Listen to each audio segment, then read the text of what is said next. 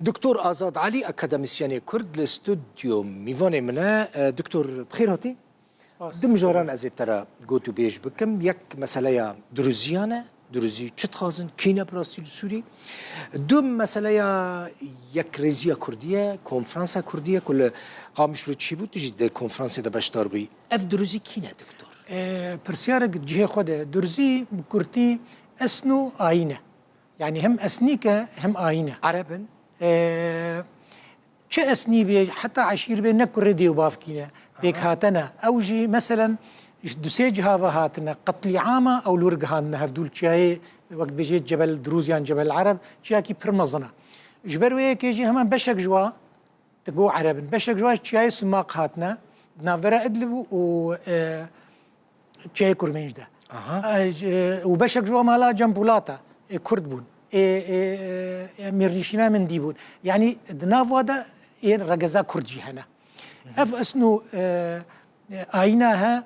بتشكي دوري اسلاميه اللي راس بيجي موحدا يعني ام خدي بينن بر تايبتن بر تشتي طاري الجموع هنا ليبلي هفقرتينا قال لكي وتدبيني تشقى السيستما واجي هفدو قرتيا تشتي قال لك مهم هم بيجن افا سوريا نهدا مزراند يعني او سوريا بري صدو بين صالة تشيبوي سر دو لنقا تشيبو يكجي درزي يكجي مسيحيين ارثوذكس افا اساسي سوريا داني جبروي كيجي رولا ومظنبو او علوية خكرة يك ضباطين و سنة دان سر حكم دان آليكي بشترى علوية او دان آليكي جبروي كيجي خوي ازمونا سياسينا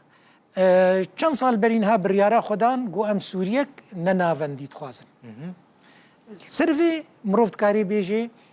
اف کشه و نه بریارا کبلزه نه ایرو و ده و نه صحنایا و جرمانایا و اشرفیت صحنایا الدروزين هال سوريا هنا للبناني هنا لبناني هنا اسرائيلي 200,000 200,000 جولاني هنا بلي جولانو نافده اللي داخوازين مثلا وكاكو دروزين سوريج هناك الوستين وليد جنبلاطنا الرازبن باشا تافقوت درزي هين او نيرنا عربزمهم عربن وامام من دولتا سوري وعربي ده هيا او وليد جنبلاط بيريا يندي افين هجري وطريف مصني واي اسرائيلي او بيجن تو امي فقطن يا نمي تفلي اسرائيلي بن يا نمي سرب خبن نها اف دروزي خد دروزي دبينن خو عرب نابينن دكتورات بليه جبري دجي بس وقتي دولتا سوري سر بنجيه عرب زمي تشيبو او بيروباورين عربيه عروبتي هبون نافوادا بعسي قالك نافوادا تشيبون قوميه عربه هينجي لبهنا ليه فيداويه هن بهن جبر سنه دجي ورابون علوي دجي ورابون نما باورياواتي مسألة عربيتي براني درزية جماعة أساسا كي بشتوان دقرا أفا ها كسين واش درفة قال لك أنا أمريكا لاتيني تيكلين واي جهاني فرهن وتشتكي جيوبوليتيك وإسرائيل يجيبها بقريدي وهروها جيوبوليتيكا ونها ثانية أفتشاي مظن 1600 متري بلندا وقال لك فرها سر سينوري أردنا وباشوري شامية وروج هلاتي في شيء لجات هي لجات دفرك بيابانا وزحمة كسب كاربي السروادة هرد ولاتي وانا باش اف مسألة دوريزيان بو باش بمالاتا افا كتا درباري فيها كده يعني تشتك اشكركر ورم سر كونفرنسا كردي لباجري قامشنو دكتور كونفرنسا دا بشتروي من ديت كونفرنسا تا تشيكرن حمو كردان كيف خوشي خواني زمان بشتروي تشي ببه نا كونفرنس شو ودي كونفرنس بيجومان قافك قل كل بيش بو راحتيا هر كردكي بو اف كيف خوشي يجي مروف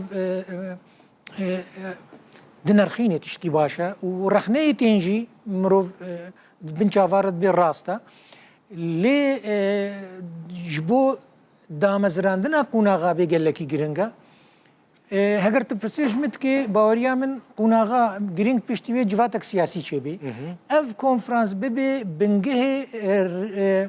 سركردايتي كردي روجافا شبي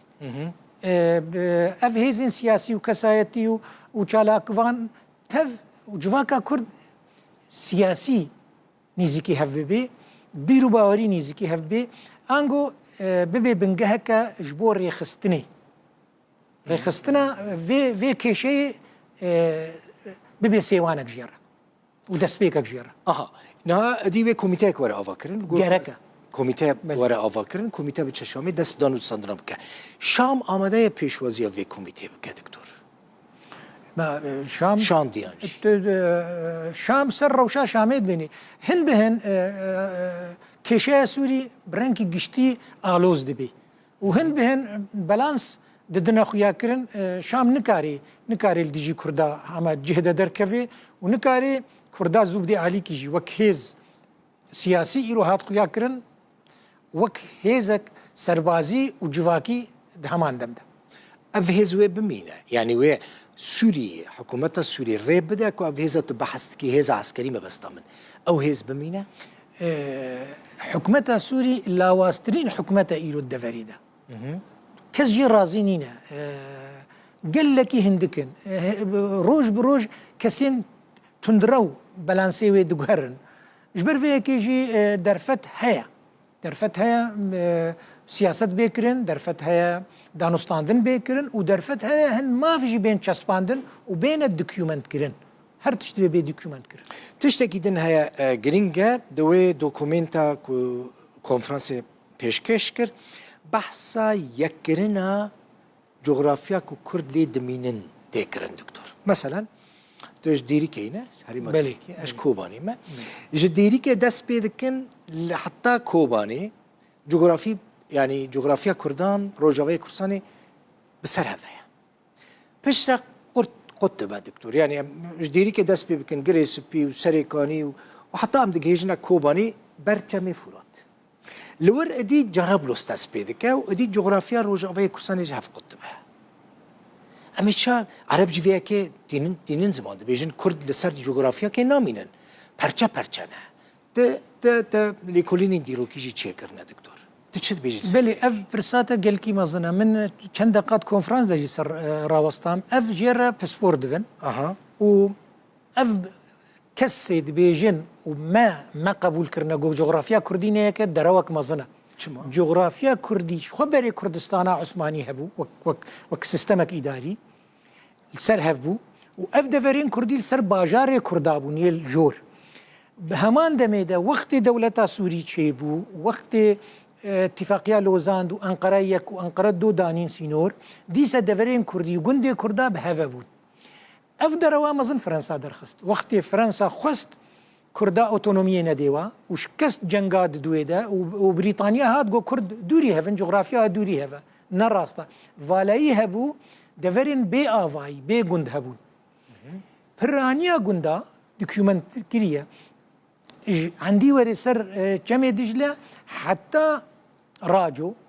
قندي كردا بهذا بون وبرانيا قندا الباكوري سوري حتى 1905 شيستي براني كرد بون بالمطلق هنا قندي عربا هبون هنا كي خريستيانا وهنا كي تركمانا ليه أفا قوتين كرد